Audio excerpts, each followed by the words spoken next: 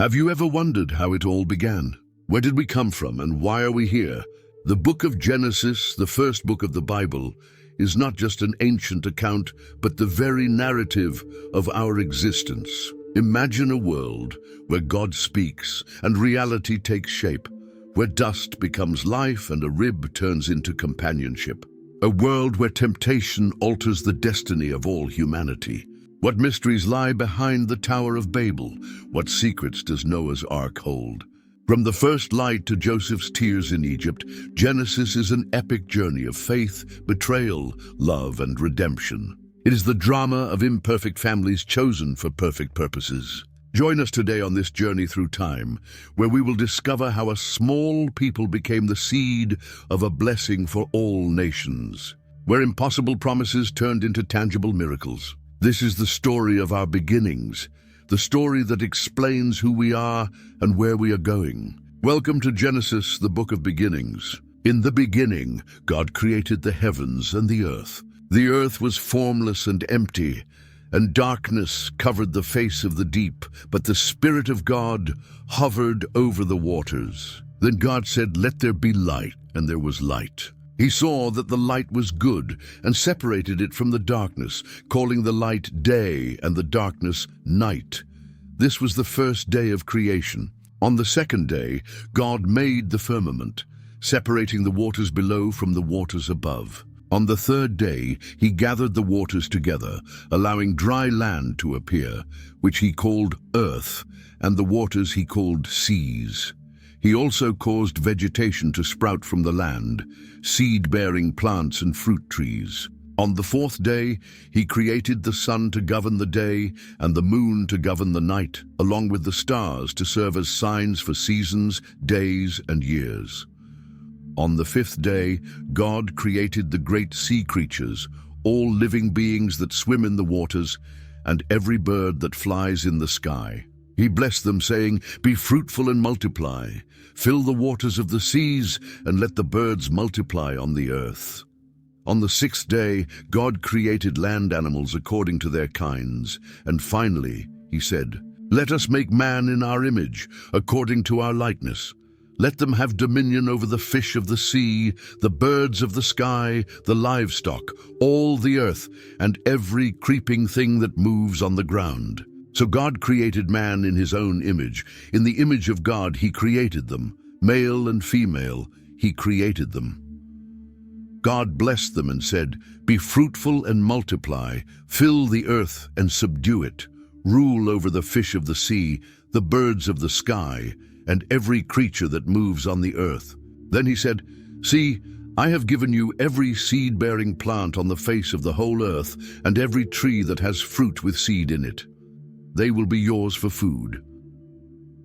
God formed man from the dust of the ground and breathed into his nostrils the breath of life, and man became a living being. He planted a garden in Eden in the east and placed the man he had formed there. He caused every tree that is pleasing to the eye and good for food to grow from the ground, including the tree of life in the middle of the garden and the tree of the knowledge of good and evil.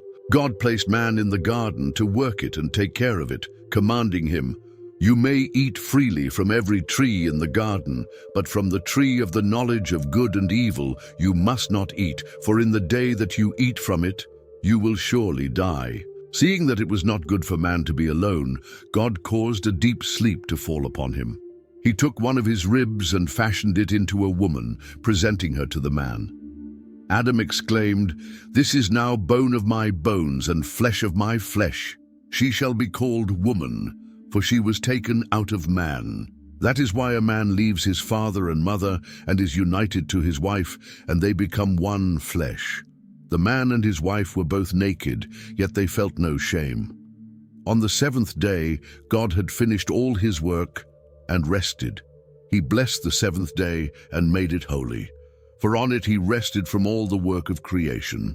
Now the serpent, more cunning than any beast of the field, approached the woman and questioned God's command. Did God really say, "You must not eat from any tree in the garden"? Eve replied that they could eat from any tree except the one in the middle of the garden, about which God had said, You must not eat from it, nor touch it, or you will die." The serpent contradicted God's word. "You will not surely die, for God knows that when you eat from it your eyes will be opened, and you will be like God, knowing good and evil." Seduced by the fruit's appearance, desirable for gaining wisdom, Eve took and ate it. She also gave some to Adam, who was with her, and he ate. Immediately their eyes were opened, and they realized they were naked. They sewed fig leaves together and made coverings for themselves.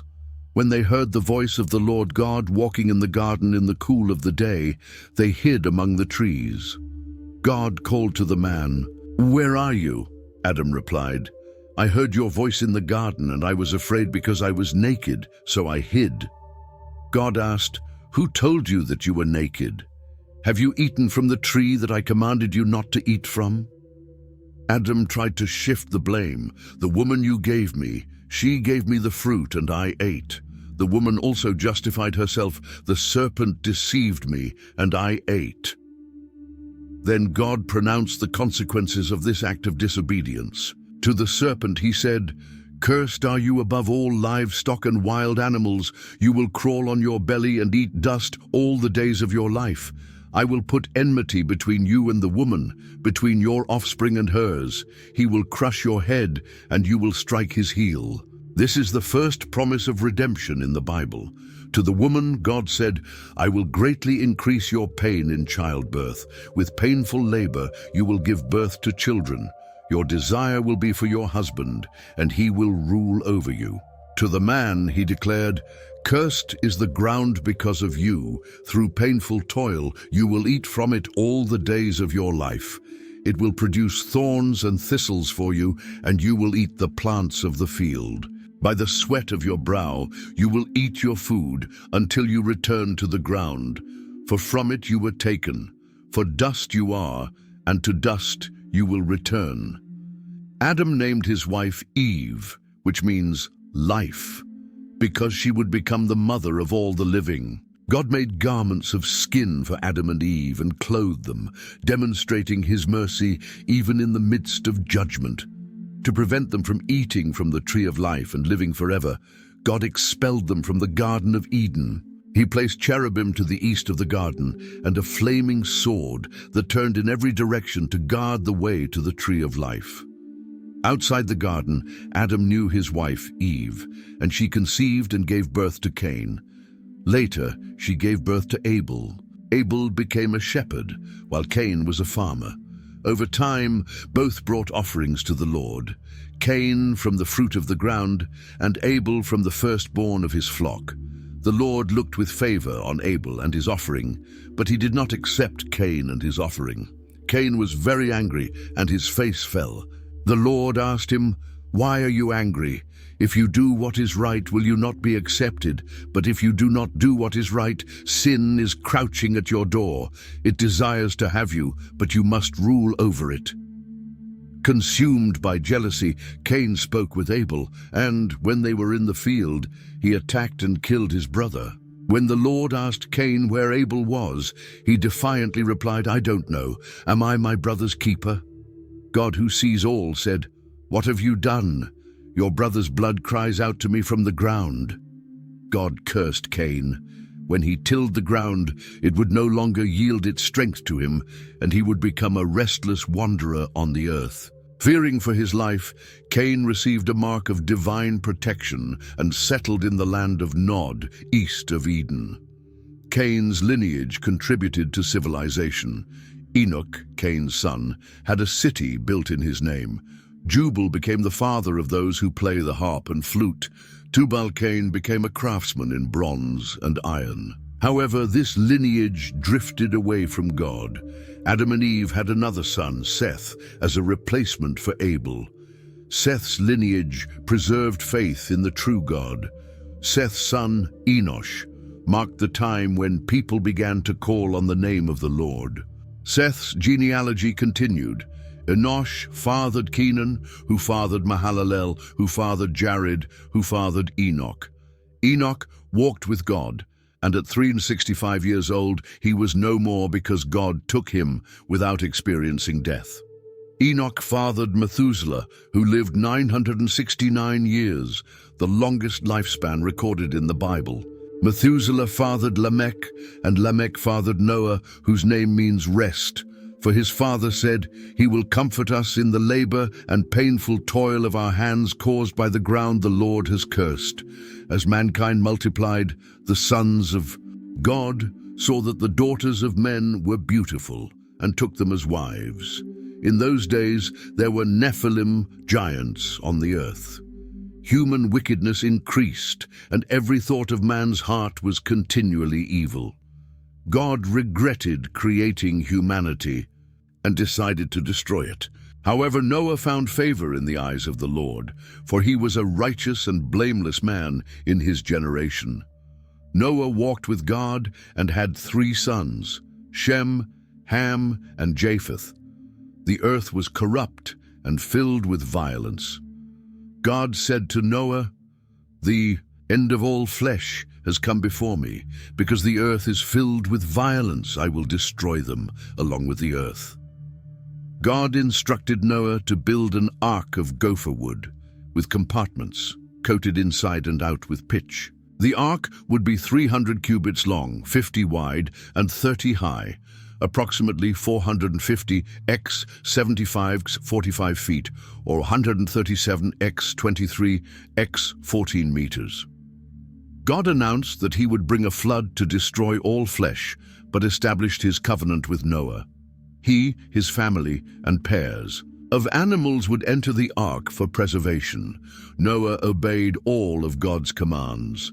When Noah was 600 years old, on the 17th day of the 2nd month, the springs of the great deep burst forth, and the windows of the heavens were opened. Rain fell upon the earth for 40 days and 40 nights. That same day, Noah, his wife, his 3 sons, and their wives entered the ark, along with pairs of every kind of animal. And the Lord shut the door of the ark. The waters rose and lifted the ark above the earth. They prevailed greatly, covering even the highest mountains. Every living creature perished: birds, livestock, wild animals, crawling creatures, and all mankind. Only Noah and those with him in the ark survived.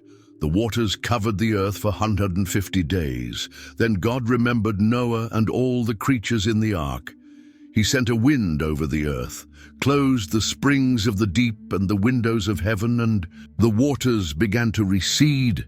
In the 7th month, the ark came to rest on the mountains of Ararat.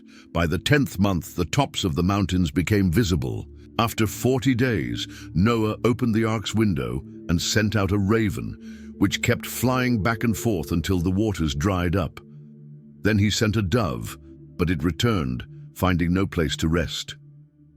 After 7 days, he sent the dove again, and it returned with an olive leaf, indicating that the waters had receded. After another 7 days, he sent the dove once more, and it did not return.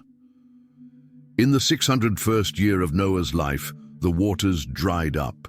God commanded Noah, his family, and the animals to leave the ark and repopulate the earth. Noah built an altar and offered burnt offerings to the Lord. God smelled the pleasing aroma and said, "Never again will I curse the ground because of humans, nor will I destroy all living creatures as I have done. As long as the earth endures, seed time and harvest, cold and heat, summer and winter, day and night will never cease." God blessed Noah and his sons, commanding them to be fruitful and fill the earth. He gave them all animals for food, but forbade them from eating meat with its blood. He also established a law against murder. Whoever sheds human blood, by humans shall their blood be shed. For in the image of God has God made mankind. God made a covenant with Noah, his descendants, and all living creatures, promising never again to destroy the earth with a flood. As a sign of this covenant, he set the rainbow in the clouds. Whenever I bring clouds over the earth and the rainbow appears, I will remember my covenant, and the waters will never again become a flood. To destroy all life, Noah's sons who came out of the ark were Shem, Ham, and Japheth, and from them the whole earth was populated. Noah became a farmer and planted a vineyard. He drank the wine, became drunk, and lay uncovered inside his tent. Ham, the father of Canaan, saw his father's nakedness and told his brothers. Shem and Japheth took a garment, walked backward, and covered their father's nakedness without looking at him. When Noah awoke and learned what Ham had done, he said, "Cursed be Canaan, a servant of servants shall he be to his brothers." He blessed Shem and Japheth. "Blessed be the Lord, the God of Shem.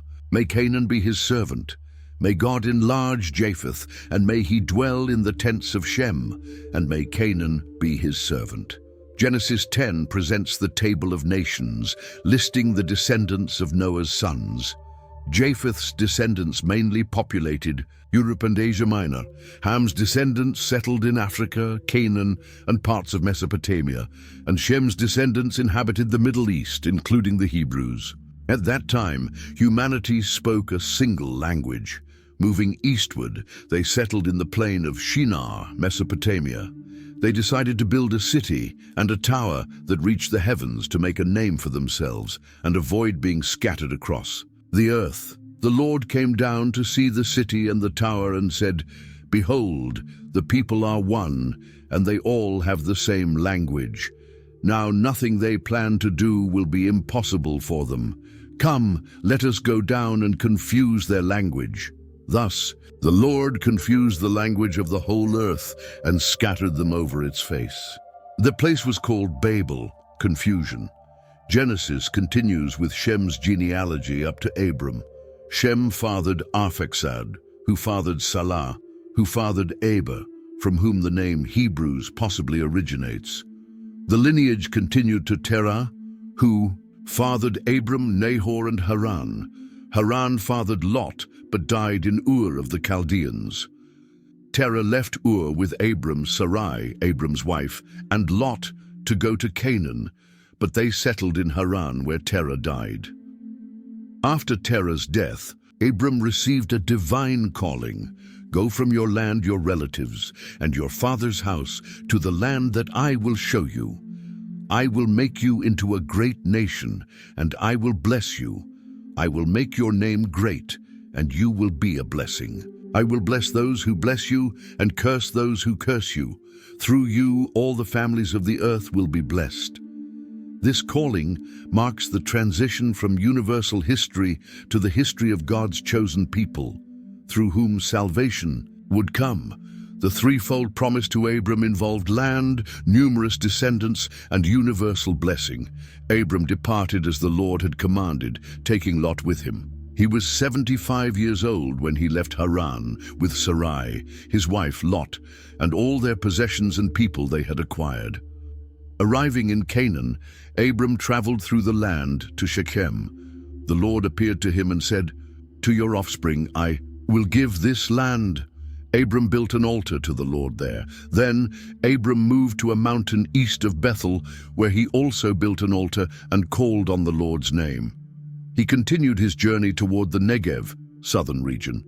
Due to a famine in the land, Abram went down to Egypt. Fearing for his life, he asked Sarai to present herself as his sister. Pharaoh's officials saw Sarai, praised her, and she was taken into Pharaoh's house. Because of Sarai, Pharaoh treated Abram well, giving him sheep, cattle, and servants. But the Lord afflicted Pharaoh and his household with plagues. Upon discovering the truth, Pharaoh rebuked Abram and sent him away with all he had. Abram returned to the Negev, then back to Bethel, wealthy in livestock, silver, and gold. As Abram and Lot had large flocks, disputes arose between their herders. Abram proposed separation, allowing Lot to choose first. Lot selected the fertile Jordan Valley, resembling the garden of the Lord, and settled near Sodom. Abram remained in Canaan. The Lord renewed his promise to Abram. "All the land that you see, I will give to you and your descendants forever. I will make your offspring as numerous as the dust of the earth." Abram moved his tent to the oaks of Mamre in Hebron and built an altar there.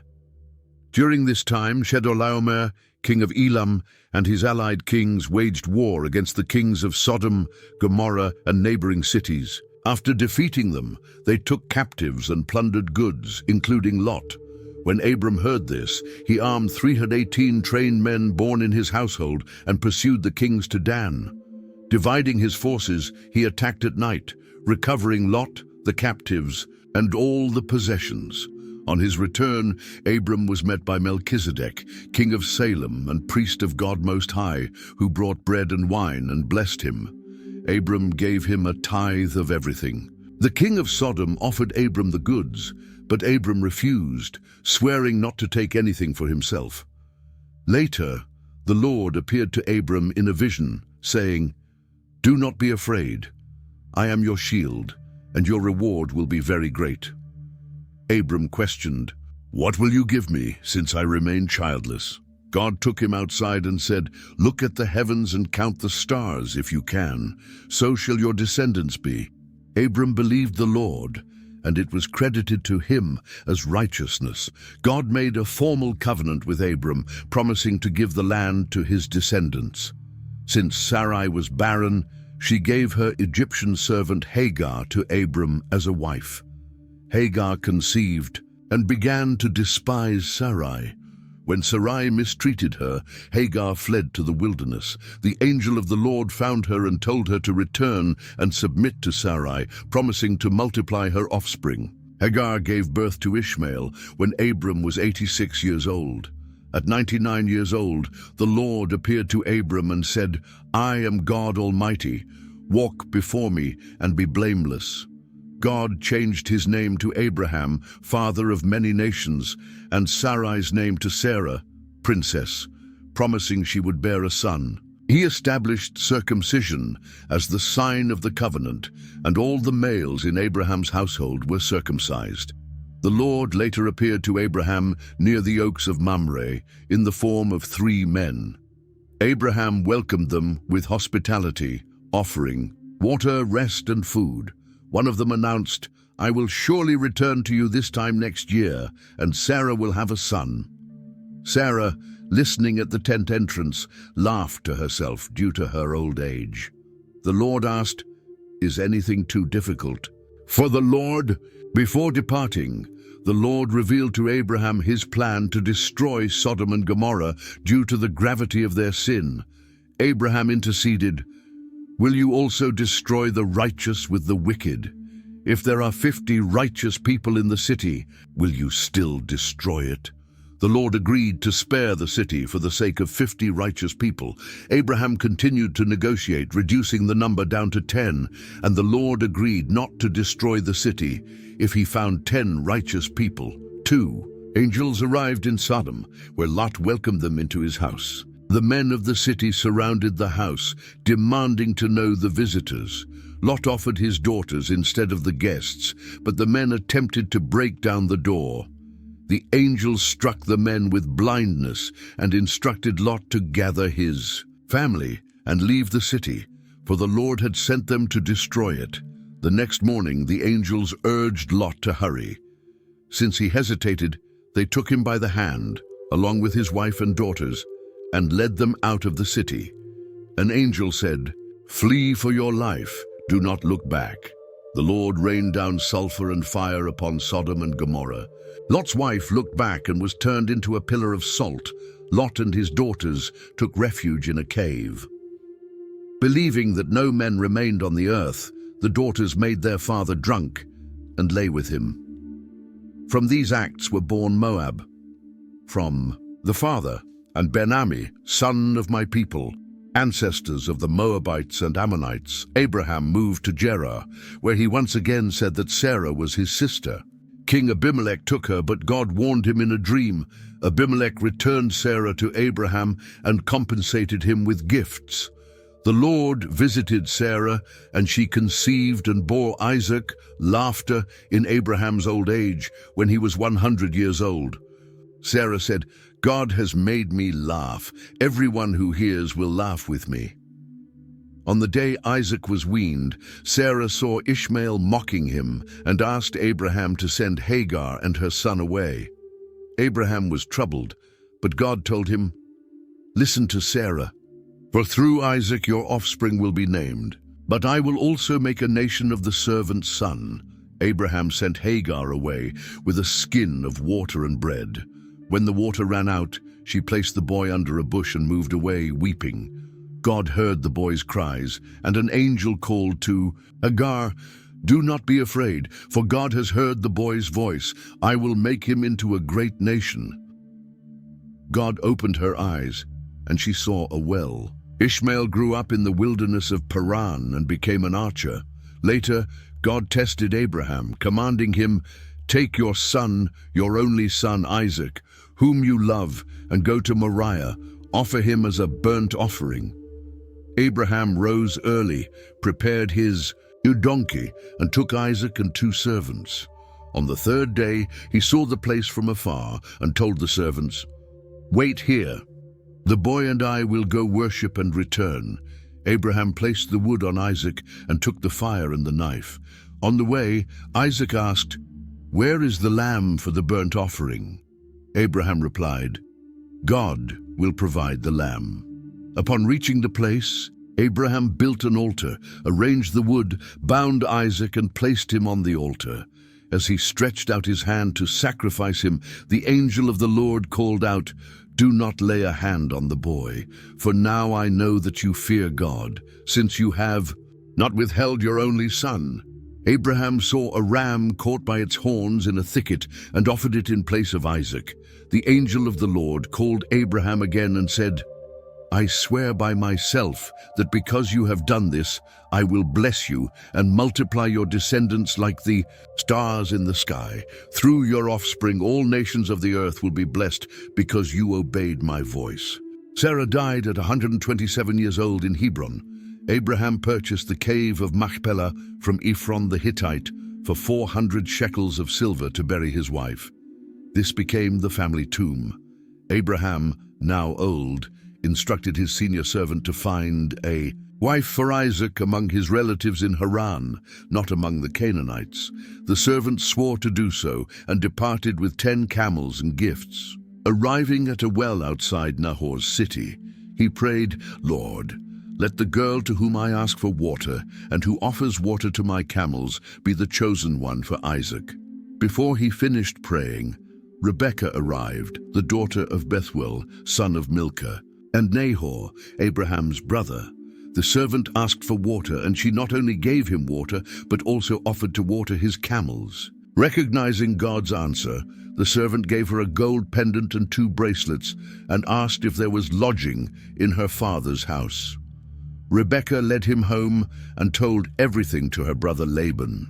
The servant explained his mission to Rebekah's family, who acknowledged it as the Lord's will. Rebekah agreed to go, and the servant took her to Isaac. Isaac received her as his wife, loved her, and was comforted after his mother's death. Abraham took another wife, Keturah, who bore him 6 more sons. However, he gave all that he had to Isaac, while he gave gifts to the sons of his concubines and sent them away eastward. Abraham died at 175 years old, at a good old age, full of years, and was gathered to his people. His sons, Isaac and Ishmael, buried him in the cave of Machpelah. Isaac was 40 years old when he married Rebekah. Since she was barren, Isaac prayed to the Lord for her, and she conceived. Feeling a struggle within her womb, she inquired of the Lord, who answered, "2 nations are in your womb. 2 peoples will be separated from within you. 1 people will be stronger than the other, and the older will serve the younger." Twins were born. The first, red and hairy, was named Esau, hairy. The second, who grasped Esau's heel, was named Jacob, supplanter. Esau became a skilled hunter and a man of the field, while Jacob was quiet and lived in tents. Isaac loved Esau for his taste for game, but Rebekah loved Jacob. One day, as Jacob was cooking stew, Esau came in from the field, exhausted. Esau asked for some of the red stew, and Jacob said, "Sell me your birthright now." Esau replied, "I'm about to die. What good is my birthright to me?" Jacob made Esau swear, and he sold his birthright for a bowl of lentils. Thus, Esau despised his birthright. There was a famine in the land, and Isaac went to Gerar. The Lord appeared to him and told him not to go down to Egypt, but to remain in the land, renewing the promises made to Abraham. Like his father, Isaac said that Rebekah was his sister, fearing that he might be killed. When Abimelech saw Isaac caressing Rebekah, he realized she was his wife and ordered his people not to touch them. Isaac sowed in that land and reaped 100-fold because the Lord blessed him. He prospered so much that the Philistines envied him. Abimelech asked him to leave, so Isaac moved to the valley of Gerar, where he reopened the wells of Abraham. There were disputes over several wells until Isaac dug one that was not contested, naming it Rehoboth, wide spaces. Eventually he went up to Beersheba, where the Lord appeared to him and renewed his promises. Isaac built an altar there and called upon the name of the Lord. At the age of 40, Esau took 2 Hittite wives, Judith and Basemath, who became a source of grief for Isaac and Rebekah. When Isaac grew old and his eyesight weakened, he called Esau and asked him to hunt and prepare a tasty dish so that he could bless him before he died. Rebekah overheard and instructed Jacob to disguise himself as Esau. She slaughtered 2 young goats, prepared a dish the way Isaac liked, covered Jacob's arms and neck with the skins, and sent him to his father with the food. Jacob presented himself as Esau. Isaac was puzzled by the voice, but when he touched Jacob's arms covered in fur, he was convinced it was Esau. He ate, drank, and blessed Jacob with the dew of heaven, the richness of the earth, dominion over nations, and supremacy over his brothers. As soon as Jacob left, Esau arrived with his hunt. When the deception was discovered, Isaac trembled greatly but confirmed, "I have blessed him, and he will indeed be blessed." Esau cried out bitterly for a blessing. Isaac said, "Your brother, and came deceitfully and took your blessing." Esau exclaimed, "Isn't he rightly named Jacob? He has deceived me twice already." Isaac then told Esau that he would live by the sword, serve his brother, but one day break free from his yoke. Esau hated Jacob and planned to kill him after Isaac's death. Rebekah sent Jacob to her brother Laban's house in Haran until Esau's anger subsided. Thus Jacob fled from his father's house, heading to Haran. On his journey from Beersheba to Haran, Jacob reached a place where he spent the night. Using a stone as a pillow, he lay down to sleep. While sleeping, he had an extraordinary dream. He saw a ladder set on the earth, with its top reaching the heavens, and the angels of God ascending and descending on it.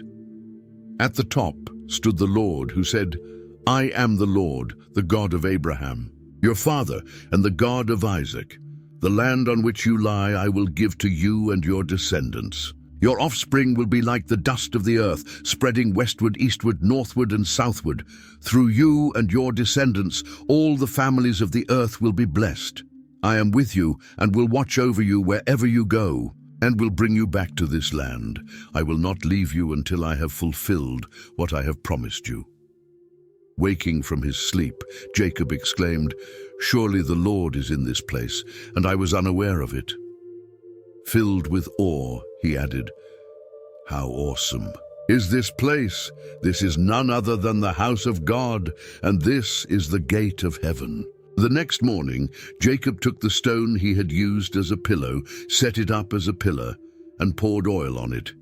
He called that place Bethel, meaning house of God.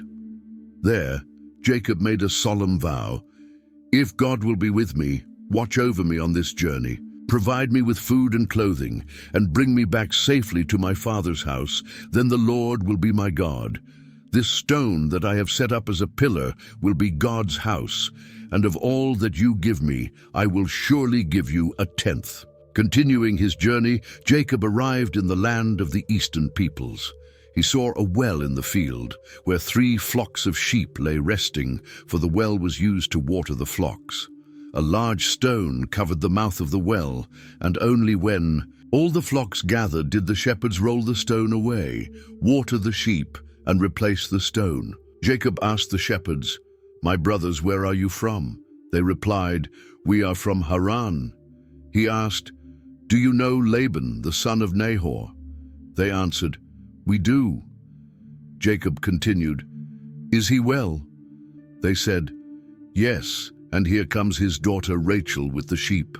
When Rachel arrived with her father's flock, for she was a shepherdess, Jacob approached, rolled the stone from the well's mouth, and watered Laban's sheep. Then he kissed Rachel, lifted his voice, and wept. He told her that he was Rebekah's son, her father's sister's son. Rachel ran to tell Laban, who came running to meet Jacob, embraced him, kissed him, and brought him to his house. After Jacob had stayed with Laban for a month, Laban said to him, "Because you are my relative, should you work for me for nothing? Tell me what your wages should be." Laban had 2 daughters, Leah, the older one, who had delicate eyes, and Rachel, the younger, who was beautiful in form and appearance. Jacob loved Rachel and proposed, "I will serve you for 7 years for Rachel, your younger daughter."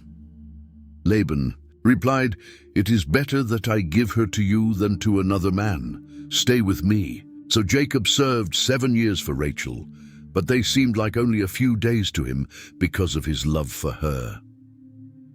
When the 7 years were completed, Jacob said to Laban, "Give me my wife, for my time is up, and I want to be with her." Laban gathered all the men of the place and held a feast. But at night he took his daughter Leah and gave her to Jacob, and Jacob lay with her. Laban also gave his servant Zilpah to Leah as her maid. In the morning, when Jacob realized it was Leah, he said to Laban, "What have you done to me? Wasn't it for Rachel that I served you? Why have you deceived me?" Laban replied, "It is not our custom here to give the younger before the firstborn. Complete the week with this one, and we will also give you the other in return for another. 7 years of service." Jacob agreed, completed Leah's bridal week, and Laban gave him his daughter Rachel as his wife. Laban also gave Rachel his servant Bilhah as her maid. Jacob lay with Rachel as well, and he loved her more than Leah, and he served Laban for another 7 years. Seeing that Leah was despised, the Lord opened her womb, but Rachel was barren. Leah conceived, gave birth to a son, and named him Reuben, meaning "Behold, a son," saying, "The Lord has seen my affliction. Now my husband will love me." She conceived, again gave birth to a son, and said, "The Lord heard that I was despised and gave me this one also." And she named him Simeon, heard. She conceived yet again, gave birth to a son, and said, "Now this time my husband will be attached to me, because I have given him 3 sons." So she named him Levi, attached. She conceived once more, gave birth to another son, and said, "This time I will praise the Lord." So she named him Judah, praise. Then she stopped having children. Seeing that she bore no children for Jacob, Rachel envied her sister and said, "Give me children, or I will die." Jacob became angry with Rachel and replied, "Am I in the place of God, who has withheld from you the fruit of the womb?" Rachel said, "Here is my servant Bilhah. Go to her so that she may give birth on my knees, and through her I too may have children." So Rachel gave her servant Bilhah to Jacob as a wife, and he lay with her. Bilhah conceived and gave birth to a son for Jacob. Then Rachel said, "God has judged me, heard my voice, and given me a son." So she named him Dan, judge. Bilhah, Rachel's servant, conceived again and gave birth to a second son for Jacob. Rachel said, "With mighty struggles I've contended with my sister, and I have prevailed." So she named him Naphtali, my struggle. Seeing that she had stopped bearing children, Leah took her servant Zilpah and gave her to Jacob as a wife. Zilpah, Leah's servant, bore a son for Jacob. Then Leah said, "Good fortune has come." So she named him Gad, fortune or good luck. Later Zilpah, Leah's servant, bore another son for Jacob. Leah said, "How happy I am! The women will call me blessed." So she named him Asher, happy or blessed. During the wheat harvest, Reuben found some mandrakes in the field and brought them to his mother, Leah. Rachel said to Leah, "Please give me some of your son's mandrakes." Leah replied, "Is it not enough that you have taken my husband? Will you take my son's mandrakes too?" Rachel proposed, "Very well, he will sleep with you tonight in exchange for your son's mandrakes." When Jacob returned from the fields in the evening, Leah went out to meet him and said, "You must sleep with me tonight, for I have hired you with my son's mandrakes." So he lay with her that night. God listened to Leah, and she conceived and bore Jacob a fifth son. She said, "God has rewarded me because I gave my servant to my husband." So she named him Issachar, reward or wages. Leah conceived again and bore Jacob a sixth son. She said, "God has given me a good gift. Now my husband will live with me because I have borne him 6 sons." So she named him Zebulun, dwelling. After that she gave birth to a daughter and named her Dinah. Then God remembered Rachel, listened to her, and opened her womb. She conceived, gave birth to a son, and said, "God has taken away my disgrace." She named him Joseph, he will add, saying, "May the Lord add to me another son." After Rachel gave birth to Joseph, Jacob said to Laban, "Send me away, so that I may return to my homeland. Give me my wives and my children, for whom I have served you, and let me go. You know the service I have given you." But Laban said to him, "If I have found favor in your eyes, stay with me. I have learned by experience that the Lord has blessed me because of you." He continued, "Set your wages, and I will pay them." Jacob replied, "You know how I have served you, and how your livestock has fared with me. What little you had before I came has greatly increased, and the Lord has blessed you because of me.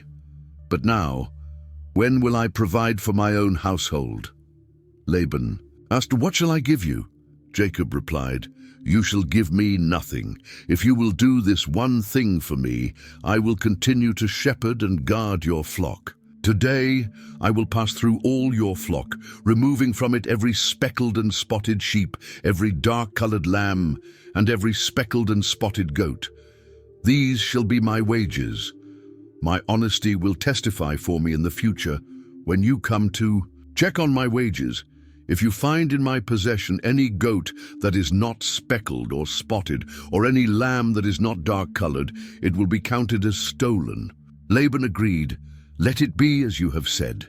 That same day he removed all the streaked and spotted male goats, all the speckled and spotted female goats, every one that had white on it, and all the dark-colored lambs, and placed them in the care of his sons. Then he set a 3-day journey between himself and Jacob, while Jacob continued to tend the rest of Laban's flocks. Jacob, however, took fresh-cut branches from poplar, almond, and plane trees, and peeled white streaks in them, exposing the white inner wood. He placed the peeled branches in the watering troughs in front of the flocks where they came to drink, and when they drank, they mated. The flocks mated in front of the branches, and the young they bore were streaked, speckled, and spotted. Jacob set the young apart from Laban's flock and made them face the streaked and dark-colored animals in Laban's herd. He kept his own flock separate and did not mix them with Laban's flock. Whenever the stronger females were in heat, Jacob placed the branches in the troughs in front of the flocks so that they would mate near the branches. But if the animals were weak, he did not place them there. So the weak ones belonged to Laban, and the strong ones to Jacob. In this way, Jacob grew exceedingly prosperous and came to own large flocks, female and male servants, camels and donkeys. Jacob heard that Laban's sons were saying, "Jacob has taken everything our father owned and has gained all this wealth from what belonged to our father." Jacob also noticed that Laban's attitude toward him was not as it had been before. Then the Lord said to Jacob, "Return to the land of your fathers and your kindred, and I will be with you." So Jacob sent for Rachel and Leah to come to the field, where his flock was, and he said to them, "I see that your father's countenance toward me is not as it was before, but the God of my father has been with me. You yourselves know that I have served your father with all my strength, yet your father has deceived me and changed my wages 10 times. However, God did not allow him to harm me. If he said, 'The speckled ones shall be your wages,' then all the flock bore speckled ones.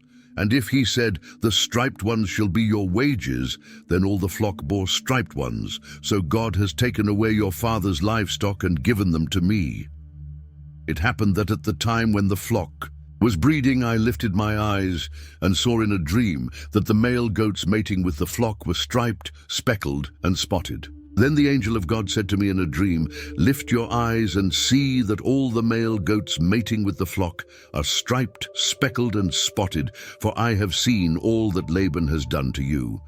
I am the God of Bethel, where you anointed a pillar and made a vow to me.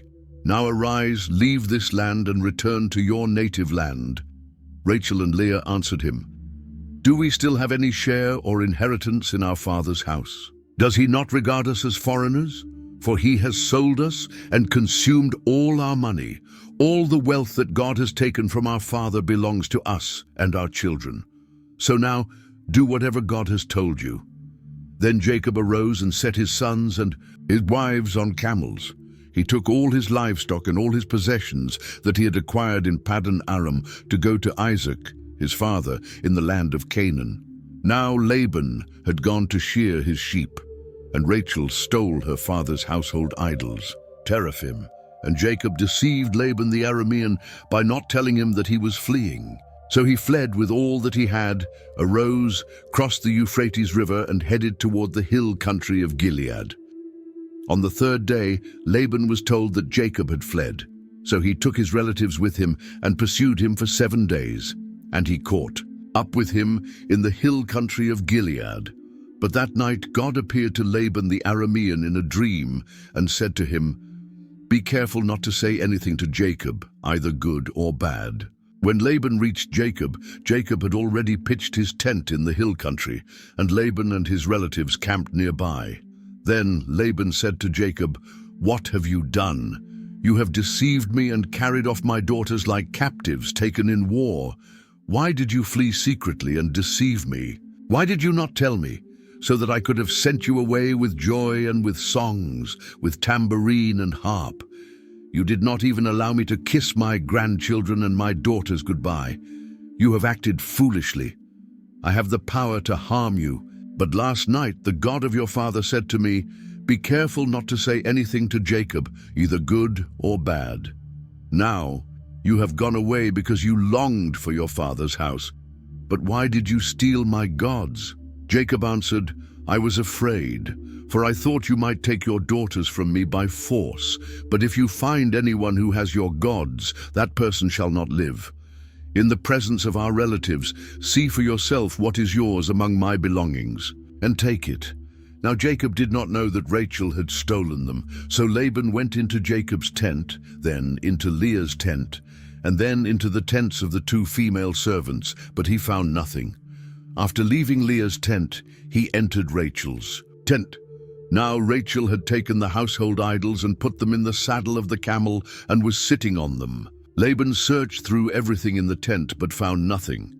She said to her father, "Do not be angry, my lord, that I cannot stand up in your presence, for I am having my monthly period." So he searched, but did not find the idols.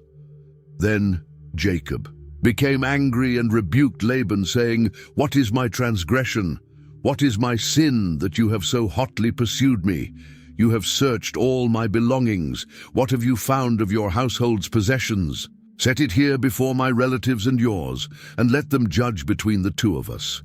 These 20 years I have been with you. Your sheep and goats have never miscarried, and I have not eaten the rams of your flock. I did not bring you animals torn by wild beasts. I bore the loss myself. You demanded payment from me for anything stolen by day or by night. This was my situation. The heat consumed me in the daytime, and the cold at night, and sleep fled from my eyes. I have been in your household for 20 years.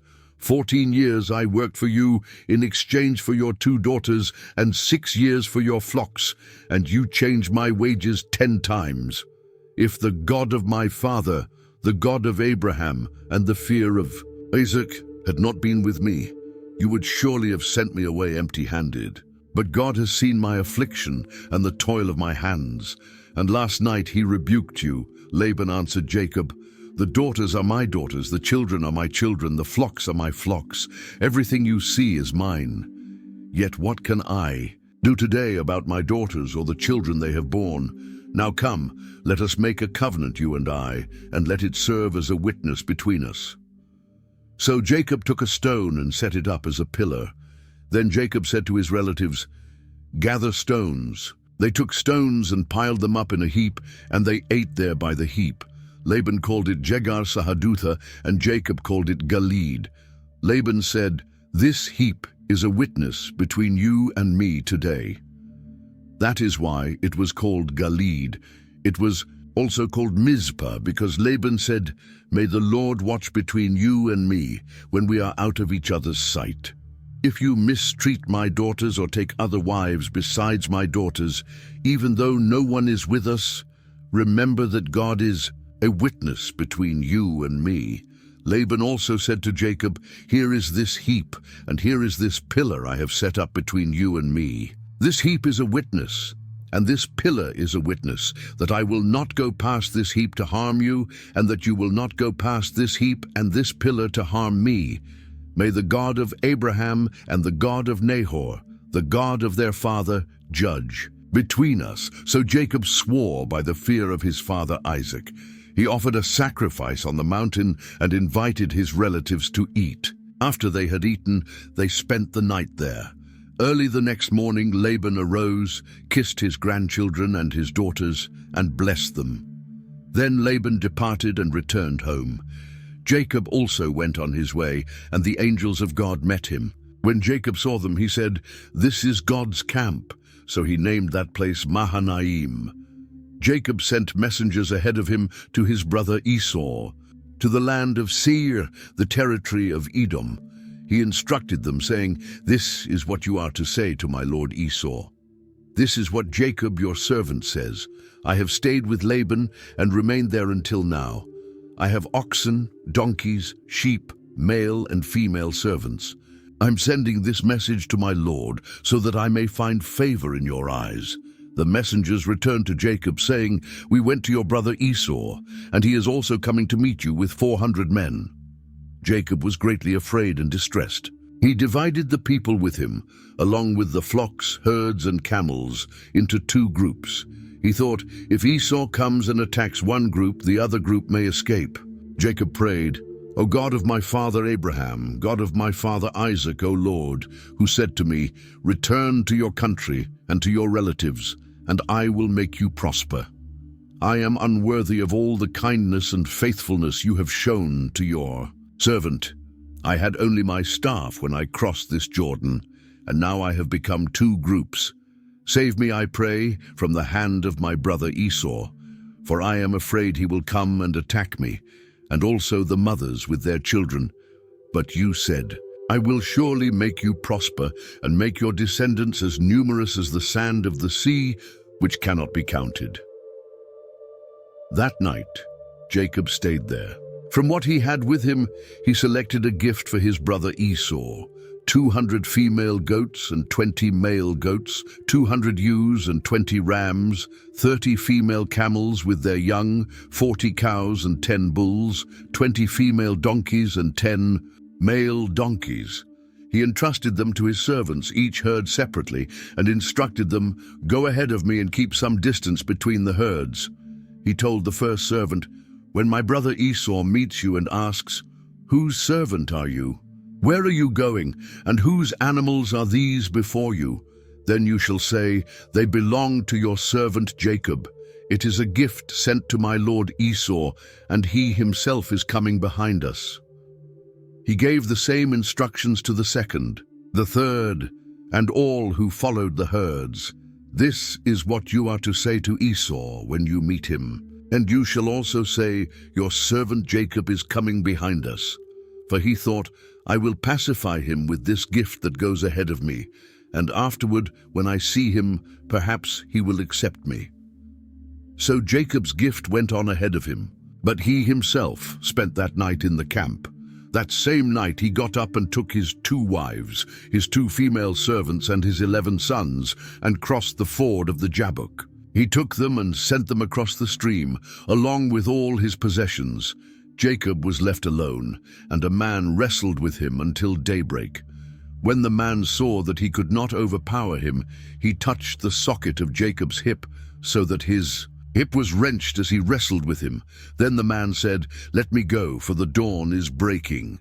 But Jacob replied, "I will not let you go unless you bless me." The man asked him, "What is your name?" "Jacob," he answered. Then the man said, "Your name will no longer be Jacob but Israel, because you have struggled with God and with men and have prevailed." Jacob said, "Please tell me your name." But he replied, "Why do you ask my name?" Then he blessed him there. Jacob called the place Peniel, saying, "I have seen God face to face, and yet my life was spared." The sun rose upon him as he passed Peniel. Limping because of his hip, Jacob looked up and saw Esau coming with 400 men. So he divided the children among Leah, Rachel, and the 2 female servants. He placed the female servants and their children in front, Leah and her children, next, and Rachel and Joseph last. Then Jacob himself went on ahead and bowed to the ground 7 times as he approached his brother. But Esau ran to meet him, embraced him, threw his arms around his neck, and kissed him, and they wept. When Esau looked up and saw the women and children, he asked, "Who are these with you?" Jacob answered, "These are the children whom God has graciously given your servant." Then the female servants and their children came forward and bowed down. Next, Leah and her children came and bowed down. Finally, Joseph and Rachel came forward and bowed down. Esau asked, "What do you mean by all these herds I met?" Jacob replied, "To find favor in the eyes of my Lord." But Esau said, "I have plenty, my brother. Keep what you have for yourself." Jacob insisted, "No, if I have found favor in your eyes, accept this gift from my hand. For seeing your face is like seeing the face of God. Now that you have received me favorably, please accept the gift that was brought to you, for God has been gracious to me, and I have all I need." And because Jacob insisted, Esau accepted it. Then Esau said, "Let us be on our way, and I will go ahead of you." But Jacob said, "My Lord knows that the children are weak, and that I have nursing sheep and cattle with me. If they are driven hard for even 1 day, all the flocks will die. Let my Lord go ahead of his servant. I will proceed slowly at the pace of the livestock and the children until I come to my Lord in Seir." Esau said, "Then let me leave some of my men with you." But Jacob replied, "Why do that? Just let me find favor in the eyes of my Lord." So that day, Esau started back on his way to Seir.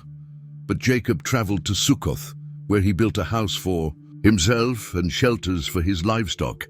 That is why the place was called Succoth. Jacob arrived safely in the city of Shechem in the land of Canaan, after coming from Paddan Aram, and he camped near the city. He bought the piece of land where he had pitched his tent from the sons of Hamor, the father of Shechem, for 100 pieces of silver. There he set up an altar and called it El Elohe Israel. At that time, Dinah, the daughter Leah had borne to Jacob, went out to visit the daughters of the land. Shechem, the son of Hamor the Hivite, the prince of the land, saw her, took her, lay with her, and humiliated her. But his heart was drawn to Dinah, the daughter of Jacob. He loved the young woman and spoke tenderly to her.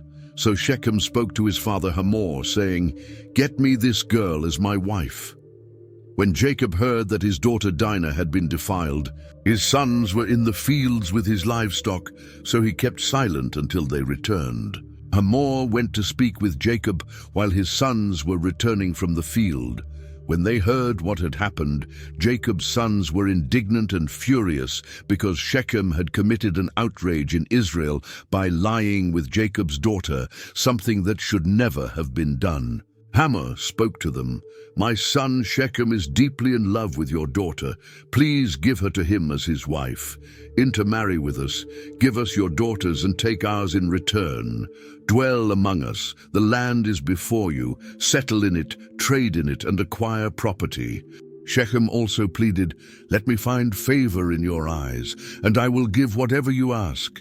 Set the bride price and gift as high as you wish. I will pay whatever you demand. Just give me the girl as my wife." Jacob's sons answered Shechem and Hamor deceitfully, for Shechem had disgraced their sister Dinah.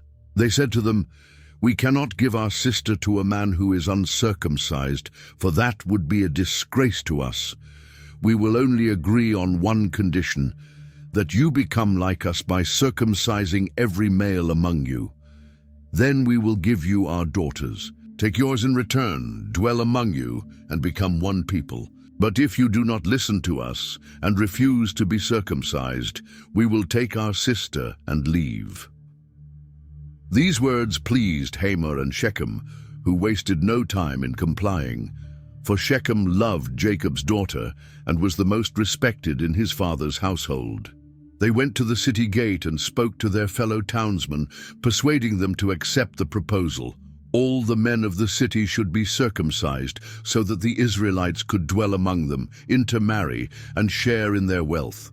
The men agreed and were all circumcised. On the third day, when they were in pain, 2 of Jacob's sons, Simeon and Levi, Dinah's brothers, each took his sword, entered the unsuspecting city, and killed every male, including Hamor and Shechem. They took Dinah from Shechem's house and left. The other sons of Jacob came upon the dead and plundered the city, seizing flocks, cattle, donkeys, everything in the city and the fields, all their wealth, women and children. Jacob said to Simeon and Levi, "You have brought trouble on me, making me obnoxious to the inhabitants of the land, the Canaanites and Perizzites. We are few in number, and if they unite against me, they will attack and destroy me and my household." But they replied, "Should he have treated our sister like a prostitute?" God said to Jacob, "Arise, go up to Bethel and settle there. Build an altar to the God who appeared to you when you fled from your brother Esau."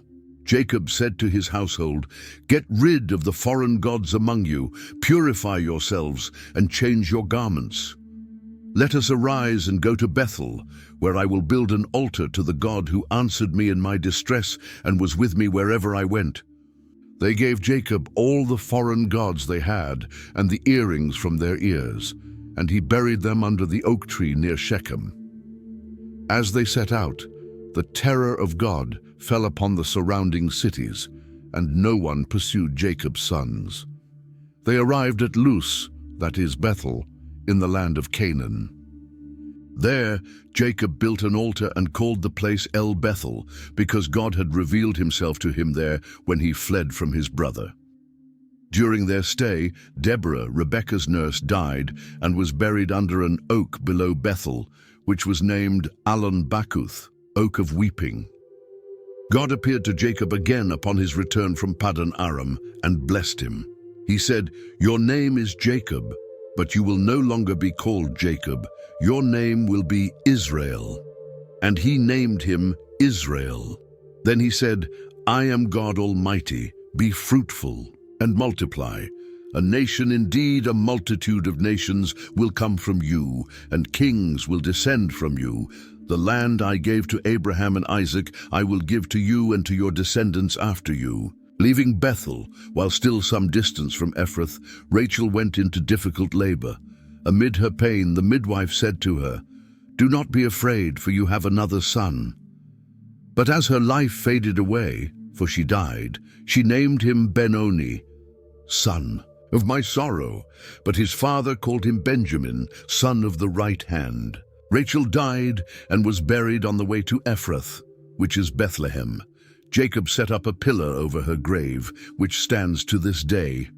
Israel continued his journey and pitched his tent beyond Migdal Eder. While living in that land, Reuben lay with Bilhah, his father's concubine, and Israel heard of it. Jacob had 12 sons. The sons of Leah, Reuben, the firstborn, Simeon, Levi, Judah, Issachar, and Zebulun. The sons of Rachel, Joseph and Benjamin. The sons of Bilhah, Rachel's maidservant. Dan and Naphtali. The sons of Zilpah, Leah's maidservant, Gad and Asher. These were the sons born to Jacob in Paddan Aram. Jacob went to his father Isaac in Mamre, near Kiriath Arba, which is Hebron, where Abraham and Isaac had lived as foreigners. Isaac lived to be 180 years old. He breathed his last, died, and was gathered to his people, old and full of years. His sons Esau and Jacob buried him. Genesis 36 records the generations of Esau, who is Edom, and how he settled in Mount Seir, separating from Jacob because their possessions were too great for them to dwell together. The chapter details his descendants and the chiefs that came from him. Jacob settled in the land where his father had sojourned, in the land of Canaan. Joseph, at the age of 17, was tending the flock with his brothers, the sons of Bilhah and Zilpah, and he brought a bad report about them to his father. Now Israel loved Joseph more than all his sons, because he was the son of his old age, and he made him a coat of many colors. His brothers, seeing that their father loved him more than them, hated him and could not speak peaceably to him. Joseph had a dream and told it to his brothers, which made them hate him even more. He said to them, "Listen to this dream I had. We were binding sheaves in the field, and suddenly my sheaf rose and stood upright, while your sheaves gathered around and bowed down to mine." His brothers said to him, "Will you indeed reign over us? Will you actually rule us?" And they hated him even more because of his dreams and his words. Joseph had another dream and told it to his brothers. "I had yet another dream, and behold, the sun, the moon, and 11 stars were bowing down before me." He also told his father, who rebuked him, "What kind of dream is this? Shall I, your mother, and your brothers indeed come and bow down to the ground before you?" His brothers envied him, but his father kept the matter in mind. When his brothers went to pasture their father's flock in Shechem, Israel sent Joseph to check on them. A man found him wandering in the field and told him that his brothers had gone to Dothan. So Joseph went after them and found them there. Seeing him from a distance before he even reached them, they conspired to kill him. They said to one another, "Here comes the dreamer. Come, let's kill him and throw him into a cistern. We'll say a wild beast devoured him, and then we'll see what becomes of his dreams." Reuben, hearing this, tried to rescue him, saying, "Let's not take his life." He added, "Do not shed blood, throw him into this cistern in the wilderness, but do not lay a hand on him." He said this to rescue him and return him to his father. As soon as Joseph reached his brothers, they stripped him of his robe, the multicolored robe he was wearing, and threw him into an empty cistern with no water. Then they sat down to eat. Lifting their eyes, they saw a caravan of Ishmaelites coming from Gilead, with their camels loaded with spices, balm, and myrrh, on their way to Egypt. Then Judah said to his brothers, "What profit is there in killing our brother and covering up his blood? Come, let's sell him to the Ishmaelites. After all, he is our brother, our own flesh." His brothers agreed. When the Midianite merchants passed by, they pulled Joseph out of the cistern and sold him to the Ishmaelites for 20 shekels of silver, and they took him to Egypt. When Reuben returned to the cistern and did not find Joseph there, he tore his clothes in despair. He returned to his brothers and said, "The boy is gone, and where shall I go?" They took Joseph's robe, slaughtered a young goat, and dipped the robe in its blood. They sent the multicolored robe to their father, saying, "We found this. See if it is your son's robe." Jacob recognized it and said, "It is my son's robe. A wild animal has devoured him. Joseph has been torn to pieces." He tore his clothes, put on sackcloth, and mourned for his son many days. All his sons and daughters tried to comfort him, but he refused to be comforted, saying, "I will go down to the grave in mourning for my son." And his father wept for him. Meanwhile, the Midianites sold Joseph in Egypt to Potiphar, an officer of Pharaoh and captain of the guard. The Lord was with Joseph, and he became a prosperous man in the house of his Egyptian master. Seeing that the Lord was with him and made all that he did prosper, Potiphar put Joseph in charge of his household and entrusted him with everything he owned. From that moment, the Lord blessed the Egyptian's house for Joseph's sake. The Lord's blessing was on everything he had, both in the house and in the field.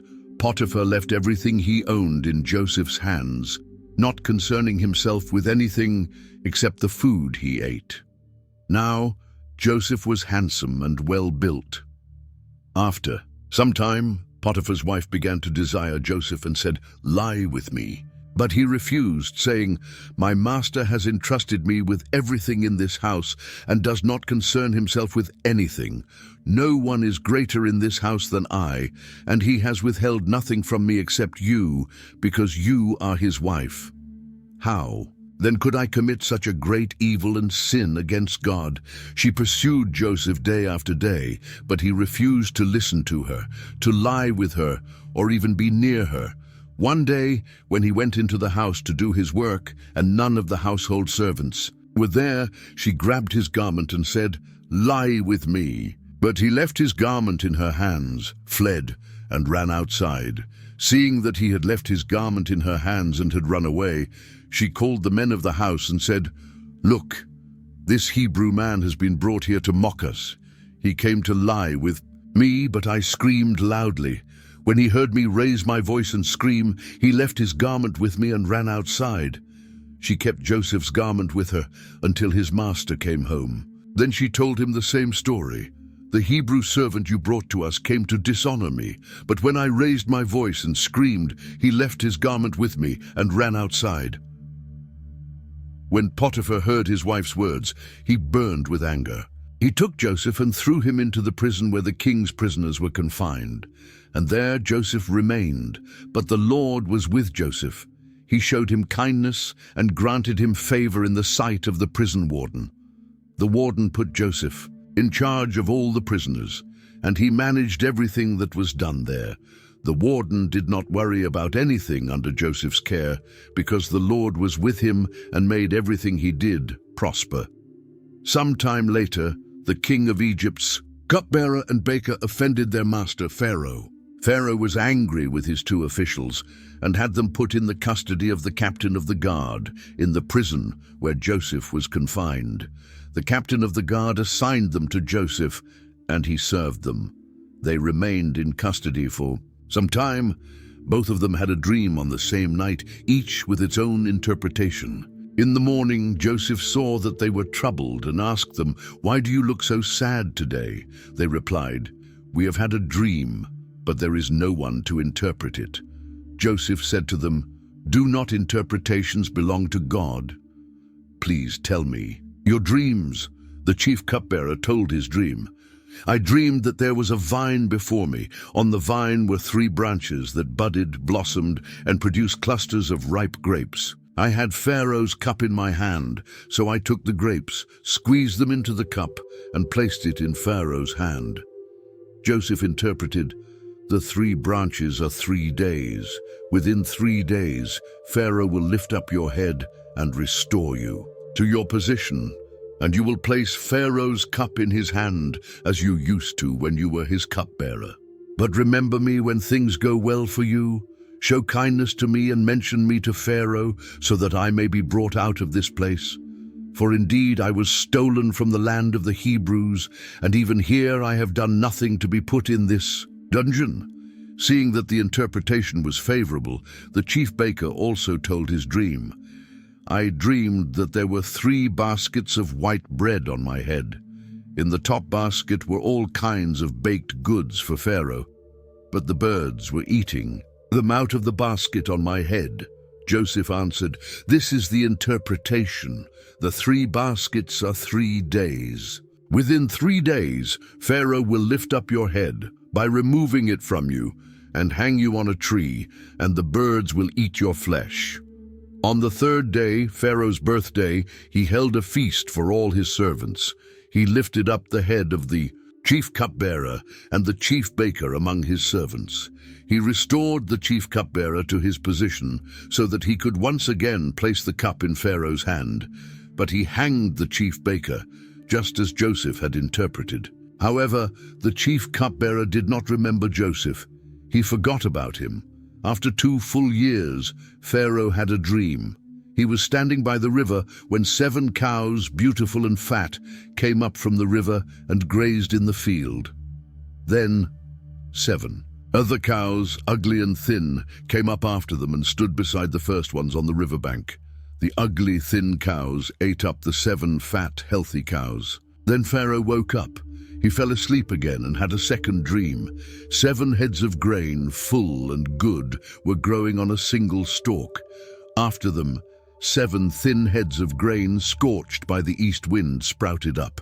The thin heads of grain swallowed up the 7 full, healthy heads. Then Pharaoh woke up. It was just a dream. In the morning his spirit was troubled. He sent for all the magicians of Egypt and all its wise men. Pharaoh told them his dreams, but no one could interpret them for him. Then the chief cupbearer spoke to Pharaoh. "Today I remember my faults. Pharaoh was angry with his servants, and he put me and the chief baker in custody in the house of the captain of the guard. We each had a dream the same night, and each dream had its own interpretation. There was a young Hebrew man there with us, a servant of the captain of the guard. We told him our dreams, and he interpreted them for us, giving each of us the meaning of his dream.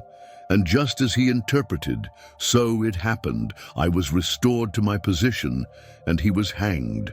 So Pharaoh sent for Joseph, and he was quickly brought out of the dungeon. He shaved, changed his clothes, and came before Pharaoh. Pharaoh said to him, "I had a dream, and no one can interpret it, but I have heard it said of you that when you hear a dream, you can interpret it." Joseph replied, "It is not in me. God will give Pharaoh an answer of peace." Pharaoh recounted his dreams to Joseph, and Joseph said, "Pharaoh's dreams are one and the same. God has shown Pharaoh what he is about to do. The 7 good cows are 7 years, and the 7 good heads of grain are 7 years. The dream is one. The 7 thin and ugly cows that came up after them are 7 years, and so are the 7 empty heads of grain scorched by the east wind. They represent 7 years of famine. It is just as I told Pharaoh. God has shown Pharaoh what he is about to do. 7 years of great abundance are coming throughout all the land of Egypt. But after them, 7 years of famine will arise, and all the abundance will be forgotten in Egypt, and the famine will ravage the land. The abundance in the land will not be remembered because of the famine that follows. It will be very severe. The reason the dream was given to Pharaoh in 2 forms is that the matter has been firmly decided by God, and he will do it soon. Therefore, Pharaoh should select a discerning and wise man and set him over the land of Egypt. Let Pharaoh appoint overseers over the land and take 1/5 of the produce of Egypt during the 7 years of abundance. Let them gather all the food from these good years that are coming and store up grain under Pharaoh's authority, keeping it in the cities for food. This food will serve as a reserve for the land during the 7 years of famine that will come upon Egypt, so that the land will not perish because of the famine. This proposal pleased Pharaoh and all his officials.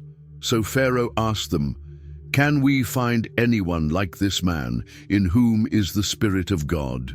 Then Pharaoh said to Joseph, "Since God has made all this known to you, there is no one as discerning and wise as you. You shall be in charge of my house, and all my people shall submit to your orders. Only in regard to the throne will I be greater than you." Pharaoh also said to Joseph, "See, I have set you over all the land of Egypt." Then Pharaoh took his signet ring from his hand and put it on Joseph's hand. He dressed him in fine linen robes and put a gold chain around his neck. He had him ride in his 2nd chariot, and men called out before him, "Bow the knee." Thus he was placed over all the land of Egypt. Pharaoh said to Joseph, "I am Pharaoh, but without your word, no one will lift a hand or foot in all the land of Egypt. Pharaoh gave Joseph the name Zaphanath-Paneah and gave him Asenath, daughter of Potiphera, priest of On, as his wife. So Joseph went throughout the land of Egypt. Joseph was 30 years old when he entered the service of Pharaoh, king of Egypt. Joseph went out from Pharaoh's presence and traveled throughout Egypt. During the 7 years of abundance, the land produced plentifully. He gathered all the food from the 7 years of abundance in Egypt and stored it in the cities. In each city, he put the food gathered from the surrounding fields. Joseph stored up grain in great abundance, like the sand of the sea, so much that he stopped keeping records because it was beyond measure. Before the first year of famine came, Joseph had 2 sons, born to him by Asenath, daughter of Potiphera, priest of On. Joseph named the firstborn Manasseh, saying, "Because God has made me forget all my trouble and all my father's household." The second son he named Ephraim, saying, "Because God has made me fruitful in the land of my affliction." The 7 years of abundance in the land of Egypt came to an end, and the 7 years of famine began, just as Joseph had said.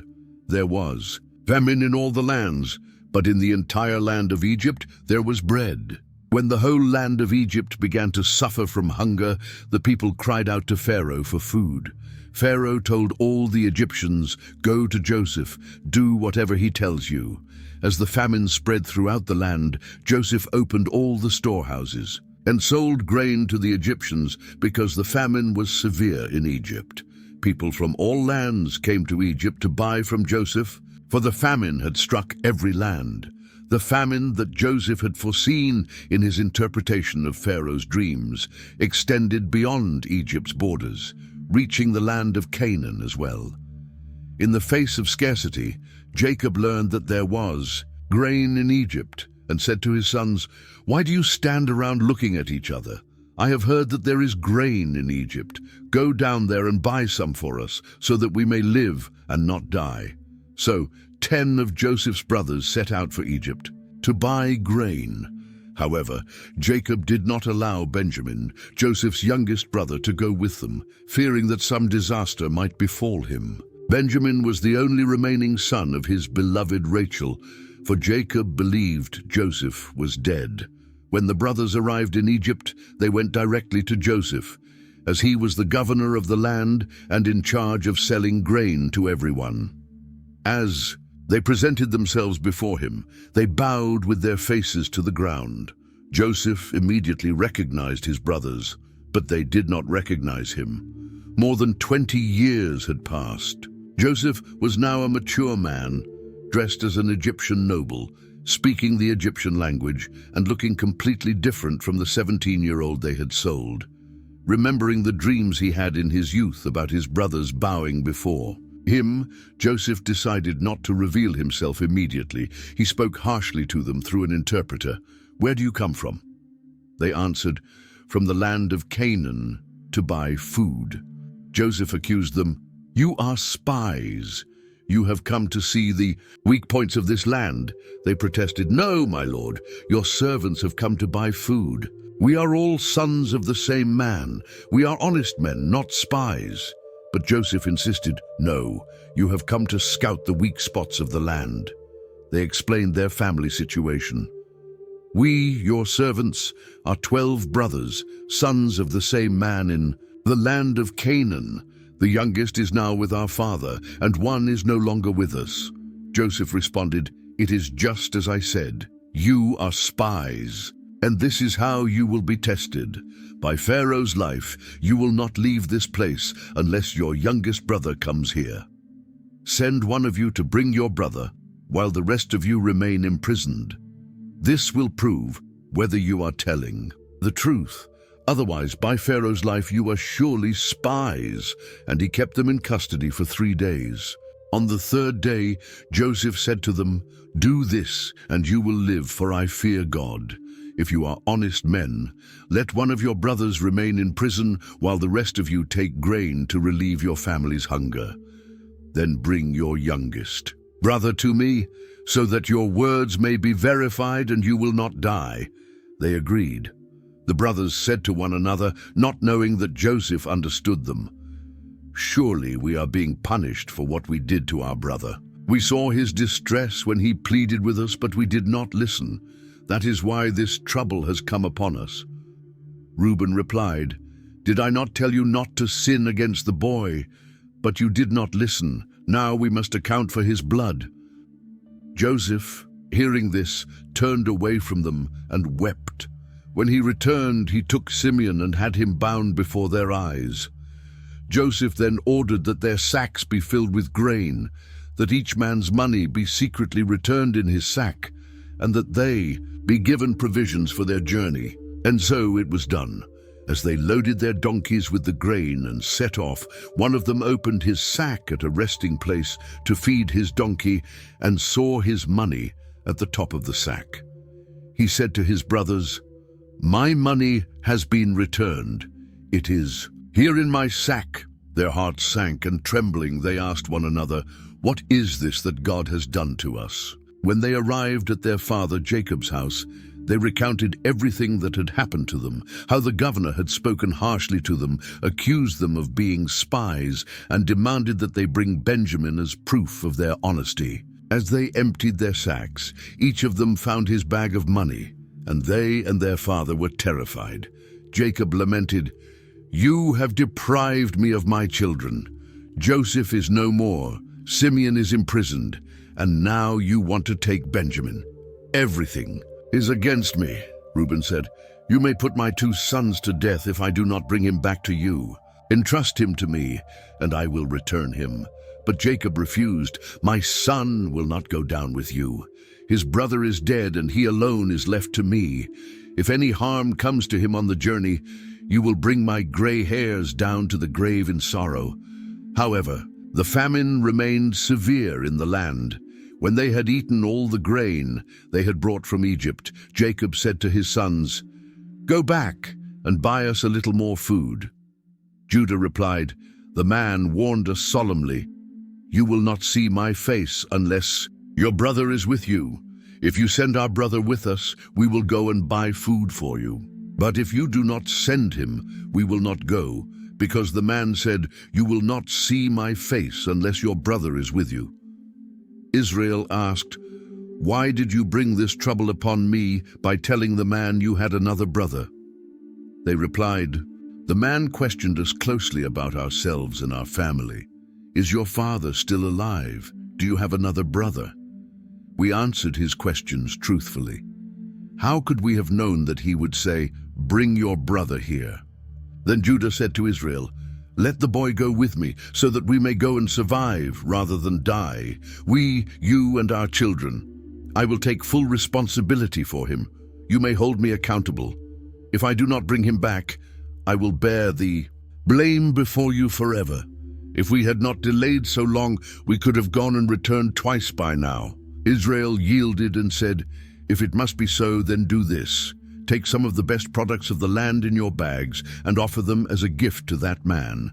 A little balm, a little honey, spices, myrrh, pistachios, and almonds. Take double the money with you to return what was placed in the mouths of your sacks. Perhaps it was a mistake. Also, take your brother and go back to that man. May God Almighty grant you mercy before him, so that he may release your other brother and Benjamin. As for me, if I must lose my children, then so be it." The men took the gifts, the double amount of money, and Benjamin. They traveled down to Egypt and presented themselves before Joseph. When Joseph saw Benjamin with them, he said to the steward of his house, "Take these men to my house, slaughter an animal, and prepare a feast, for they will dine with me at noon." The steward brought them to Joseph's house, and they became afraid. They thought, "It is because of the money that was returned in our sacks the first time that we are being brought here, to be accused, attacked, and taken as slaves, along with our donkeys." Approaching the steward, they explained the situation. About the money found in their sacks, the steward replied, "Peace be with you. Do not be afraid. Your God, the God of your father, has given you treasure in your sacks. I received your money." Then he brought Simeon out to them. When Joseph arrived, his brothers presented him with the gifts they had brought and bowed before him. Joseph asked how they were and said, "Is your old father of whom you spoke well? Is he still alive?" They replied, "Your servant, our father, is well. He is still alive." And they bowed down in respect. Joseph looked up and saw Benjamin, his own mother's son, and asked, "Is this your youngest brother, the one you told me about?" Then he said, "May God be gracious to you, my son." Deeply moved at the sight of his brother, Joseph hurried out, looking for a place to weep. He went into his room and wept there. After washing his face, he came out, controlling himself, and said, "Serve the meal." They served Joseph separately, his brothers separately, and the Egyptians who ate with him separately, for Egyptians could not eat with Hebrews, as that was detestable to them. The brothers were seated before Joseph in order of age, from the oldest to the youngest, and they looked at one another in astonishment. Joseph sent them portions from his own table, but Benjamin's portion was 5 times larger than the others. They drank and feasted with him. Then Joseph ordered the steward of his house, "Fill these men's sacks with as much food as they can carry, and put each man's silver in the mouth of his sack. Also, place my cup, the silver cup, in the mouth of the youngest one's sack, along with his grain money."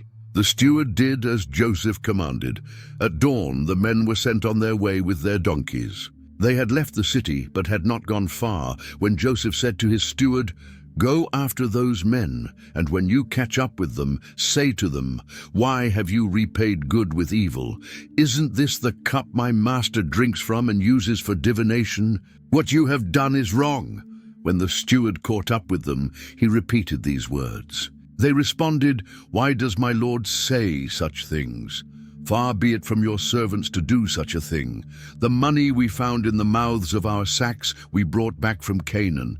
Why then would we steal silver or gold from your master's house? If any of your servants is found with the cup, he will die, and the rest of us will become my lord's slaves." The steward replied, "Very well then, let it be as you have said.